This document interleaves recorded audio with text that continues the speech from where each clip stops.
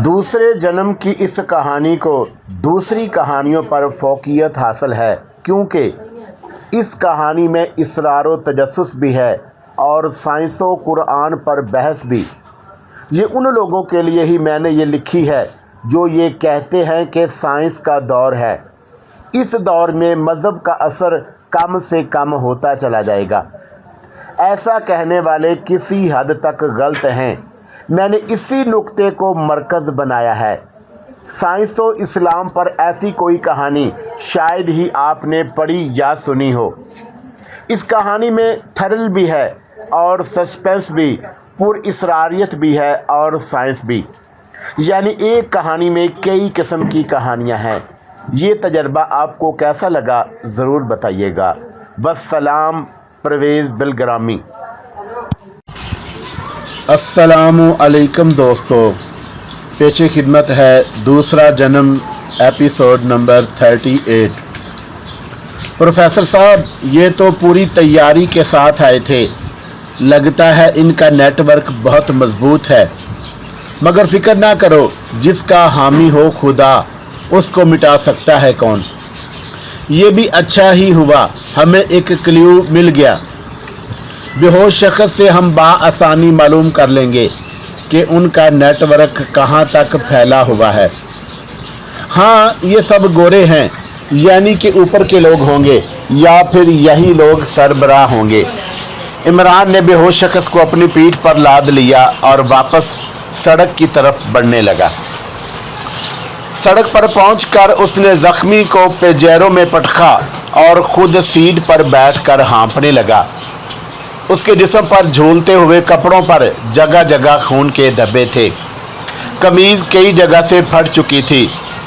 Professor Usman ने गुलाम रसूल से कहा कि वो इमरान के जख्मों को देख ले, कहीं कोई गहरा जख्म ना हो, और खुद स्टीयरिंग संभाल लिया। सफ़र एक बार फिर शुरू हो गया। चपड़ी लगाने को तो गुलाम रसूल ने लगा दी थी, मगर उस पर भरोसा नहीं था कि कब वो दागी मफारकत दे जाए। इसलिए प्रोफेसर ने रफ्तार कम रखी। फिर उन्हें ये अंदेशा भी था कि कहीं कोई तीसरी पार्टी भी किसी मोड़ के अकब में बैठी ना हो। कुछ दूर जाते ही जख्मी की किराह गूंजी तो प्रोफेसर ने कहा, इन साहब का नाम पता तो पूछ लो, फिर मौका नहीं मिलेगा। इमरान तो गोया इसी इंतज़ार में था। उसने पिस्तौल का दस्ता उसके टखने पर मारा, फिर बोला, हाँ मियाँ सफ़ेद तोते, शुरू हो जाओ। तुम लोग बहुत पछताओगे, ज़ख्मी ने कराहती हुई आवाज़ में धमकी दी। पछताना तो हमारा मुकद्दर है, हम तो 50 साल से पछता रहे हैं। वर्ल्ड बैंक से कर्जा लेने पर पछता रहे हैं, पता नहीं किस किस बात पर पछता रहे हैं। इसलिए हमारी फिक्र छोड़ दो और ये बताओ कि यहाँ तुम्हारे कितने गुर्गे हैं और वो कहाँ कहाँ छुपे हुए हैं। तुम क्या समझते हो मैं तुम्हारी बात मान लूँगा? अगर मेरी ज़ुबान खुलवा सकते हो तो खुलवा लो। सफ़ेद फार्म ने मुस्कुराने की कोशिश की, मगर अंदरूनी तकलीफ़ की वजह से उसकी मुस्कुराहट मज़का खेज लग रही थी। ये ऐसे नहीं मानेगा, गुलाम रसूल ने कहा। इसे मौला बख्श की ज़ियारत कराओ या मैं मदद के लिए आ जाऊं। आप फ्रंट सीट पर ही बैठे रहें, मैं अभी इसकी ज़ुबान खुलवाता हूं। ये कहकर उसने पिस्तौल के दस्ते को जख्मी के टखने पर दोबारा मारा। जख्मी करा उठा। अज़ियत उसके चेहरे से अयां थी, मगर वो ज़ुबान खोलने पर तैयार ना था। इमरान ने अपनी पिंडली पर बंधे शिकारी चाकू को निकाला और उसकी नोक को जख्मी की पेशानी पर चबोकर बोला, ठीक है, तुम कुछ ना बोलो, बस मुझे अपना काम करने दो। काफ़ी अरसे से मैंने किसी जिंदा इंसान की खाल नहीं उतारी। पेशानी से खाल उतारना ज़्यादा आसान है, तजर्बा कर लेता हूँ। फिर उसने एक लंबी लकीर खींच दी। खून के कतरे पेशानी पर नुमाया हो गए, जो आहिस्ता आहिस्ता उस लकीर की सूरत इख्तियार कर रहे थे। यार मुझे मौका भी दो, मैंने आज तक किसी इंसान की खाल नहीं उतारी, गुलाम रसूल ने गर्दन मोड़ कर कहा। आपको भी मौका दूंगा, दोनों टांगों और हाथों की खाल आप उतार लेना, इमरान ने सफाक लहजे में कहा। उसकी आवाज़ की सफाकियत ने कैथी को भी लर्जा दिया। इमरान मुजाहिद था, काफरों से लड़ना, उन्हें भरपूर सज़ा देना, मकबूजा कश्मीर में रहते लोगों पर वर्दी पोशों के मजालम का बदला लेना उसके फ़राइज़ में शामिल था। गोया वो मौत की वादी का मुसाफिर था। ज़िंदगी और मौत का खेल उसके लिए नया नहीं था, इसीलिए वो उस सफाकी का मुजाहरा कर रहा था। तो भाई जल्दी करो, मुझसे और सब्र नहीं होता, गुलाम रसूल बोला। हाँ तो सफ़ेद चूहे, जल्दी बोलो, क्या ख्याल है? मुझसे अपनी खाल उतरवाना चाहते हो या तुम गुलाम रसूल से हड्डियाँ तोड़वाना पसंद करोगे? तुम लोग बच नहीं सकते, हमारे डेथ स्क्वाड तुम लोगों को घेरने के लिए निकल पड़े हैं। किसी न किसी जगह घेर कर ख़त्म कर ही देंगे। अच्छा ये बता दो, ये डेथ स्क्वाड क्या बला है? हाँ, ये तुम्हारे वो आदमी हैं जिन्हें हमने ख़रीद रखा है। उन्हें हम इशारा करते हैं और ये कमाल दिखा देते हैं। कभी मस्जिदों में जाकर फायरिंग करते हैं तो कभी इमाम बारगाहों में, कभी मंदिरों में बम ब्लास्ट करते हैं तो कभी चर्च में, और हमारा दूसरा दबंग शोर मचाना शुरू कर देता है। ये फायरिंग वहाबियों ने की है, ये कत्ल आम शियों ने किया है, ये बम तालिबान ने ब्लास्ट किया है, ये हमला सुन्नी तहरीक ने करवाया है। इस तरह आपस में ऐसी नफरत की खलीज मज़ीद वसी हो जाती है, ज़ख्मी ने कुराहती हुई आवाज़ में कहा। 1757 में नवाब सिराजुद्दौला के वक़्त से तुम लोगों ने लड़ाओ और हुकूमत करो की जो पॉलिसी अपनाई थी, अब वो कामयाब नहीं हो सकती। मुसलमान जाग चुके हैं, तुम लोग कितनी ही कोशिश क्यों ना कर लो, अब नफ़रत की आबियारी मुश्किल है। हम एक थे, एक रहेंगे, इमरान ने पुरजोर लहजे में कहा। तुम लोग ज़ुबान के शाह सवार ज़रूर हो मगर अमल में सिफर हो, इसी का हम फ़ायदा उठा रहे हैं। देख लेना, इसी तरह लड़ा कर हम तुम मुसलमानों को खाक में मिला देंगे। गरनाता को मत भूलो, वहाँ तुम लोगों ने 800 साल तक हुकूमत की थी, मगर हमने कितनी आसानी से नफ़रत फैलाकर पहले तफरका डाला, फिर पूरे हिस्पानिया से मुसलमानों का नामो निशान मिटा दिया। ज़ख्मी ने जोश में तकरीर शुरू कर दी थी। वो दूर कुछ और था, अब हम होशियार हो चुके हैं। इन बातों को छोड़ो और फटाफट बताओ तुम्हारा सरबराह कौन है? मैं नहीं बताऊंगा। उसका इतना कहना था कि इमरान ने छुरी की नोक को दोबारा पेशानी की ख्याल में प्यूसस कर दिया और इस ज़ोर से आगे की तरफ खींचा कि गहरा और लंबा ज़ख्म बन गया। कैदी की चीख से पजारो गूंज गई। बोलो, सीधे बताओगे या इसी तरह मैं तुम्हारे चेहरे से खाल खुरचता रहूं? इमरान ने कहा। कैदी ने जवाब नहीं। उसकी खामोशी ने इमरान के गुस्से को सबा कर दिया और वो चाकू की नोक से पे दर पे चरके लगाने लगा। कैदी रह रह कर ज़िबा होते हुए बकरे की तरह डकरा रहा था। आहिस्ता आहिस्ता उसका हौसला टूटता गया। फिर वो चीखा, बताता हूँ मेरे, हमारे ग्रुप का इंचार्ज अल्फ्रेड है, अल्फ्रेड के ऊपर डेविड है, लेकिन हम सब की इंचार्ज एक औरत है। वो कौन है इसके बारे में हम जैसे नीचे के कारकुन ला इल्म हैं। उससे सिर्फ डेविड का राब्ता है और वही औरत पूरे पाकिस्तान में महम की इंचार्ज है। अल्फ्रेड और डेविड कहाँ रहते हैं? प्रोफेसर ने उस्मान से पूछा। वो इस्लामाबाद में रहते हैं। हमारे मुल्क के सफारत खाने का एक अताशी उसे छोटे भाई के तौर पर उन्हें अपने यहाँ रखे हुए है। उसे खामोश कर दो, सांप को जिंदा रखना अक्लमंदी नहीं, गुलाम रसूल ने इमरान से कहा। ये लो। ये कहकर इमरान ने पिस्तौल की ट्रैगर को दबा दिया। एक धमाका हुआ और तेज़ आवाज़ गूंजी। इमरान ने तड़पते हुए जिस्म को नीचे धकेल दिया। पेजारो अपने सफ़र पर रवां दवा रही। अस्करदू शहर नज़दीक से नज़दीक तर होता जा रहा था। यहाँ से उन्हें हवाई जहाज़ पर सवार होना था। इस्लामाबाद पहुँचने के लिए सबसे बेहतर रास्ता यही था, इसीलिए उन्होंने इसे मुंतखब किया। इस्लामाबाद में उन्हें ठहरने के लिए मकान मिल गया था। ये एक बंगला नुमा मकान था। इमरान के किसी साथी का वो बंगला था। उनके लिए 2 कारों का इंतज़ाम भी हो गया जो इमरान के एक रिश्तेदार ने दिलवाई थी। इमरान और प्रोफेसर किसी काम से कहीं गए हुए थे। गुलाम रसूल और कैथी घर में रह गए थे। कुछ देर तक वो कैथी से उलझता रहा, फिर गाड़ी लेकर निकल गया। उसका इरादा था कि वो भूर बन में कुछ वक्त गुजारेगा। बंगले से निकला तो उसे याद आ गया कि रात गुजारने के लिए उसके पास कोई किताब नहीं है। वो किसी कुतुब फरोश की दुकान तलाश करता हुआ बढ़ता चला जा रहा था कि उसे एक बड़ी सी किताबों की दुकान नज़र आ गई। उसे किसी ऐसी ही दुकान की तलाश थी यहाँ उसे अपने मतलब की किताब मिल सकती थी। उसने कार फुटपाथ के किनारे खड़ी की और उसे लॉक करके वो उस दुकान में दाखिल हो गया। तकरीबन आधे घंटे बाद जब वह बाहर आया तो उसके हाथ में 3-4 मजलद किताबें थी। उसने कार का दरवाज़ा खोला और डैशबोर्ड पर किताबें रखकर ड्राइविंग सीट पर बैठ गया। कार स्टार्ट करके वो एक कॉलोनी की तरफ मुड़ गया। उस सेक्टर में बंगले ही बंगले थे, आलीशान और बड़े बड़े बंगले। हर बंगले की दीवारें और गेट खासी ऊंचे थे। बाद बंगलों की दीवारों पर तो ऊंची खारदार तारों की बाड़ भी लगी हुई थी। अक्सर बंगलों पर 2-2 गनमैन भी नजर आ रहे थे।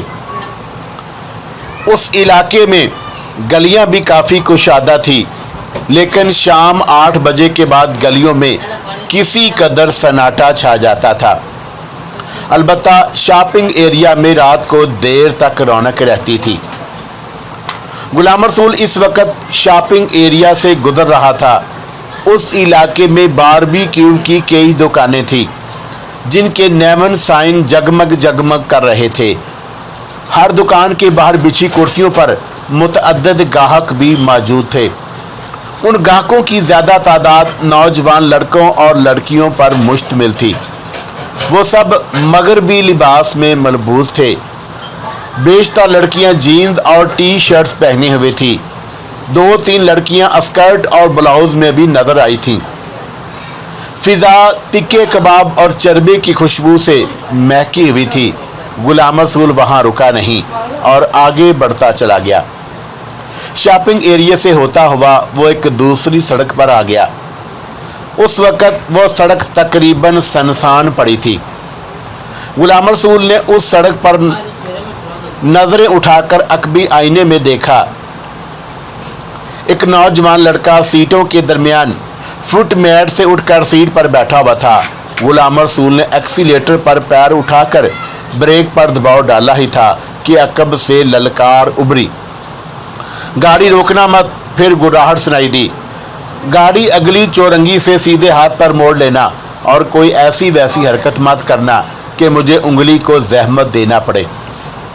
उस सड़क पर इस वक्त कोई गाड़ी नहीं थी। स्ट्रीट लाइट्स की रोशनियां भी बंद थी।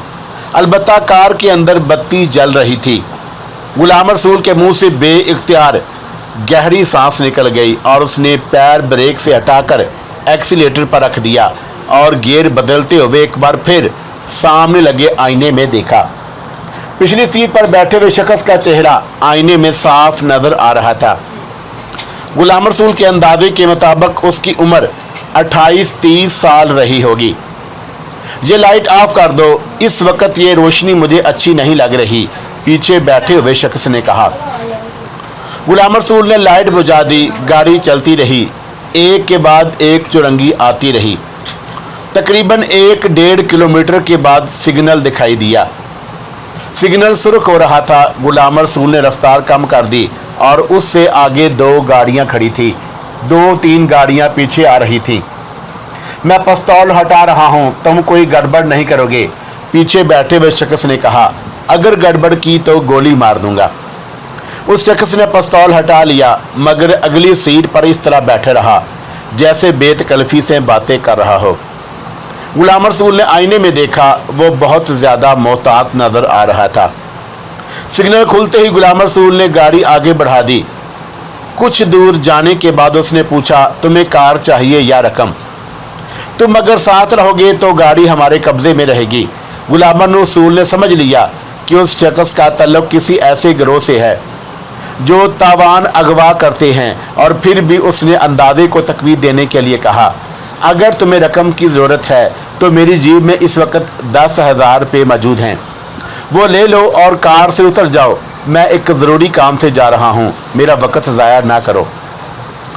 रकम तुम्हारे घर वालों से वसूल कर लूँगा, कार चलाते रहो, ज़रूरी काम को भूल जाओ, उस शख्स ने दुरुस्त लहजे में कहा। गुलाम रसूल ने मज़ीद कोई बात नहीं की। वो हल्की रफ्तार से गाड़ी चलाते हुए उस शख्स के बारे में सोचता रहा। वो समझ चुका था कि ये नौजवान उसे तावान हासिल करने के लिए अगवा करना चाहता है। कार देखकर उसने अंदाज़ा लगा लिया होगा कि बदले में अच्छी खासी रकम मिल जाएगी। अखबारात में वो बराबर पढ़ा करता था कि कुछ लोग लालच में आकर रातों रात अमीर बनने के लिए जुराइम की दलदल में धंसते जा रहे हैं। डकैती, अगवा बराए तावान और मुल्क दुश्मन सरगर्मियों में भी हिस्सा लेने लगे हैं। असला खुलेआम मिल रहा है, इसलिए जुराइम के बढ़ने की रफ्तार भी काफ़ी तेज़ है। इस ख्याल के आते ही उसने रफ्तार बहुत ज़्यादा तेज़ कर दी। अरे गाड़ी की रफ्तार कम करो, ट्रैफिक सार्जेंट रोक सकता है। गुलाम रसूल ने यकायक पूरी कुव्वत से ब्रेक दबा दिया और उसके साथ ही वो झुक गया था। पिछली सीट पर बैठा नौजवान झटका लगते ही उछला और उसका सर सीट से टकराया और उसके साथ ही उसने पिस्तौल का ट्रैगर दबा दिया था। गोली वन स्क्रीन को तोड़ती हुई निकल गई। गुलाम रसूल ने उसे दूसरा फायरिंग करने का मौका नहीं दिया और बड़ी फुर्ती से पलटकर उस शख्स की कलाई पकड़ ली। जोर आजमाई होने लगी। उसने कलाई बड़ी सख्ती से गिरफ्त में ले ली रखी थी। एक फायर और हुआ और ये गोली भी वन स्क्रीन में लगी थी। गुलाम रसूल अब स्टेडियम के पीछे से निकल आया था। वो शख्स खासा ताकतवर था। उसकी कलाई की गिरफ्त में रखने के लिए गुलाम रसूल को दांतों पसीना आ गया था। उसने मौका पाकर बाएं हाथ से गुलाम रसूल की नाक पर घौंसा रसीद कर दिया। गुलाम रसूल का दिमाग झंझना उठा, लेकिन उसने कलाई पर गिरफ्त ढीली नहीं होने दी, बल्कि अब वो भी पिछली सीट पर आ गया था और दोनों में कुव्वत आजमाई होने लगी। उस वक़्त स्टॉप पर चंद लोग खड़े थे और उनमें खवातीन और 3 बच्चे भी थे। कार में फायरिंग से वहां भगदड़ मच गई। औरतें और बच्चे चीखते चिल्लाते हुए स्टॉप से दूर भागे। सामने एक गली थी और वो सब उसी में घुस गए। स्टॉप से चंद गज आगे ट्रैफिक पुलिस का एक सार्जेंट और एक कांस्टेबल खड़े थे। उनकी नज़रें आने जाने वाले लोगों पर, ट्रकों पर लगी हुई थी और वो उनमें से किसी को रोक कर खवा मखवा का चालान थमाया जाए और उनसे भत्ता वसूल किया जाए। लेकिन जैसे ही गोलियों के धमाके गूंजे वो चौंक गए। उन्होंने कार की तरफ देखा। सार्जेंट ने कार में 2 आदमियों की धींगा मुश्ती करते हुए भी देख लिया था। उसने मोटरसाइकिल पर बैठकर किक लगाई। कांस्टेबल को इशारा किया। वो पिछली सीट पर बैठ गया और मोटरसाइकिल तेजी से आगे रवाना हो गई। गुलाम रसूल उस शख्स में अब हाथापाई हो रही थी। इसी दौरान में नौजवान का हाथ दरवाजे के हैंडल पर लगा। दरवाज़ा खुल गया और वो दोनों एक दूसरे से गुत्थम गुत्था बाहर आ गिरे। पिस्तौल अभी तक उस शख्स के हाथ में था। ट्रैफिक की आमदोरफ्त जारी थी। ऐन उसी वक़्त एक स्कूल बस नज़दीक से गुजरी। उस शख्स ने हाथ झटकने की कोशिश की। उस कोशिश में ट्रैगर दब गया। गोली फायर हुई और सीधी जाकर स्कूल बस के टायर से टकराई और ज़ोरदार धमाका हुआ। बस लहराने लगी। अंदर बैठे हुए बच्चों ने चीखना चिल्लाना शुरू कर दिया। बच्चों की चीखों पुकार और धमाके ने मजीद हरास फैला दिया। पीछे से आने वाली गाड़ियां रुकी, मुड़ी और भगदड़ मच गई, एक दूसरे से टकराई, जिसने शोरो गोगा में मजीद इजाफा कर दिया। उस शख्स ने जोरदार झटका दिया। गुलाम रसूल की गिरफ्त कमज़ोर पड़ गई और वो आज़ाद हो गया। पिस्तौल अब भी उसके हाथ में था। वो हवाई फायर करता हुआ एक तरफ भागा। गुलाम रसूल भी उठ गया और उसने पतलून की जेब से अपना पिस्तौल निकाला। वो फायरिंग करना चाहता था कि उसे सायरन बजाती हुई पुलिस वैन नजर आई। उसने फुर्ती से पिस्तौल को कार में उछाल दिया। सामने से आती वैन में सवार पुलिस वालों ने उस शख्स के हाथ में पिस्तौल देख लिया था। उन्होंने उसके पैर पर फायर किया और वो पिंडली पकड़ कर बैठ गया। वैन उसके नज़दीक आकर रुक गई और उसमें से 5-6 पुलिस वाले कूद कर नीचे उतरे। उन्होंने उसे घेर लिया था। एक ASI गुलाम रसूल को भी कवर कर लिया था। तुम भी हाथ उठाकर खड़े हो जाओ। ASI ने गुलाम रसूल को हुक्म दिया। दहशतगर्द है, उसने मुझे अगवा करने की कोशिश की थी, गुलाम रसूल बोला। दहशतगर्द कौन है ये थाने चलकर बताना। ये कहकर उसने 2 सिपाहियों को इशारा किया और उन्होंने उसे भी खींचकर वैन में बिठा लिया। अब लोग आसपास जमा होने लगे थे। सड़क पर ट्रैफिक भी जाम हो गया। जिस स्कूल बस के टायर में गोली लगी थी उसमें सवार बच्चे रो रो कर आसमान सर पर उठाए हुए थे। एक कांस्टेबल ट्रैफिक क्लियर करने में लग गया था। वैन उन दोनों को लेकर थाने पहुंची। थाने में खूब गहमा गहमी थी। शायद कोई खास मामला था। उन दोनों को एक तरफ बिठा दिया गया। वक्त का काम है गुजरना, वो गुजरता रहा। तकरीबन 1 घंटा गुजर चुका था कि एक ASI ने उनके पास आकर कहा, चलो साहब बुला रहे हैं। वो दोनों SHO के कमरे में पहुंचे। मामला क्या है? SHO ने रोबदार लहजे में पूछा।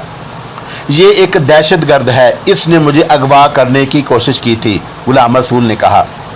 नहीं जनाब, ये गलत कहता है। मैं इसकी गाड़ी के पास से गुजर रहा था कि उसने मुझे दबोच लिया और दहशतगर्द की पुकार करके मजमा जमा कर लिया, उस शख्स ने कहा। मैं अमेरिकी शहरियत रखता हूँ और एक साइंसदान के साथ खसूसी काम से आया हूँ। मैं कोई पागल नहीं हूँ कि ऐसी हरकत करूँ, गुलाम रसूल ने एहतजाजी अंदाज में कहा और फिर अपनी जेब से पर्स निकाल कर बोला, ये रहा मेरा ड्राइविंग लाइसेंस। अमेरिका में शनाख्ती कार्ड की तरह ये कार आमद समझा जाता है। लाइसेंस देखकर SHO मरूब हो गया और उसने तेज नजरों से उस शख्स की तरफ देखा। फिर बोला, क्यों, किस गैंग से ताल्लुक है? मैंने कहा ना, मैं एक शरीफ आदमी हूँ। आप मुझे एक फ़ोन करने की इजाज़त दे दें।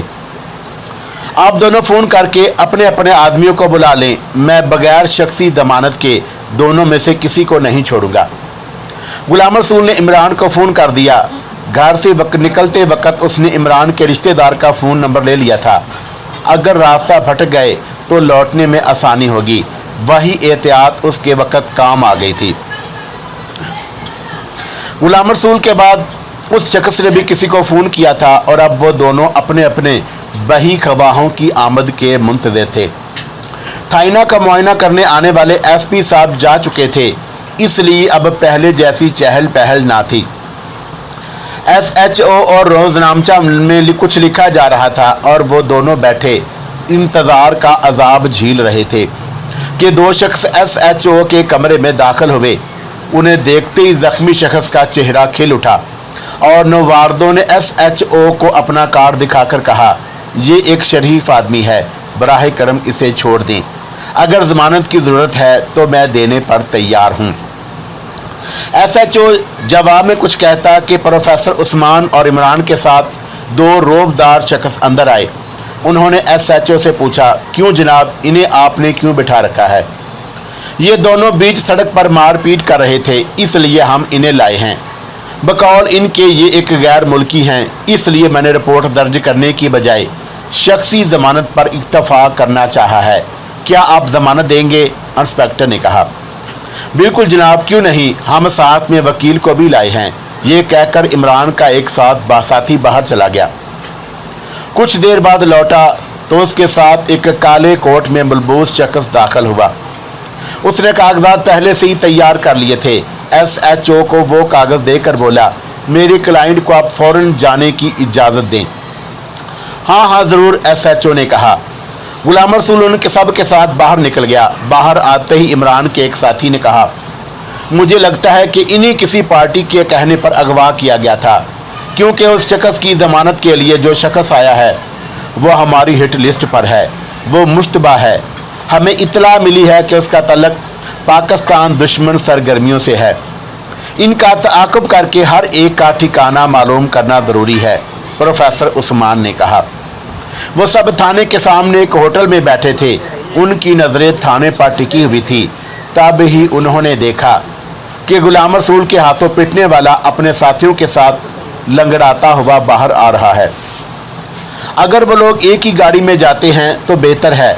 इस तरह हम एक साथ उनका ताक़ुब करेंगे, और अगर वो लोग अलग-अलग हो जाएंगे तो हमें भी अलग अलग ताक़ुब करना होगा, प्रोफेसर ने कहा। वो सब थाने से निकलकर सामने खड़ी एक वैन में दाखिल हो गए। चलो ये अच्छा है, ये कहकर प्रोफेसर वगैरह बाहर आए और गाड़ी में बैठ गए। इमरान ने इग्निशन में चाबी घुमाई और एक्सीलेटर पर दबाव बढ़ाता चला गया। अब आगे आगे मुश्तबा वैन थी और पीछे पीछे ये लोग। वैन शहर से बाहर जाने वाली सड़क पर आगे बढ़ रही थी। उनके पीछे उन लोगों ने अपनी नीली करोला लगा रखी थी। दोनों गाड़ियों के दरमियान खासा फासला था। इमरान की कोशिश थी कि मुकाबल को यह खबर ना हो कि उनका ताक़ुब किया जा रहा है, इसीलिए उसने दरमियान में फासला रखा था। उन लोगों की रफ्तार देखकर प्रोफेसर ने अंदाज़ा लगा लिया था कि वो लोग शहर से बाहर जा रहे हैं, क्योंकि उनकी वैन मज़ाफ़ाती सड़क पर पहुंच चुकी थी। इमरान ने डैशबोर्ड पर रखे मोबाइल फ़ोन को उठा लिया, फिर किसी का नंबर मिलाकर कहा, हम इस वक्त मगरबी सिमत वाली बड़ी सड़क पर हैं, मज़ाफ़ात ही समझ लो, फ़ौरन कम से कम 4 अफराद को भेजो पूरी तैयारी के साथ। उसने इशारे में बता दिया था कि आने वाले मसला होंगे। उसने सोच लिया था कि अगली गाड़ी को घेर कर उन्हें हेड क्वार्टर ले जाएगा और उनसे तफ्तीश कर लेगा।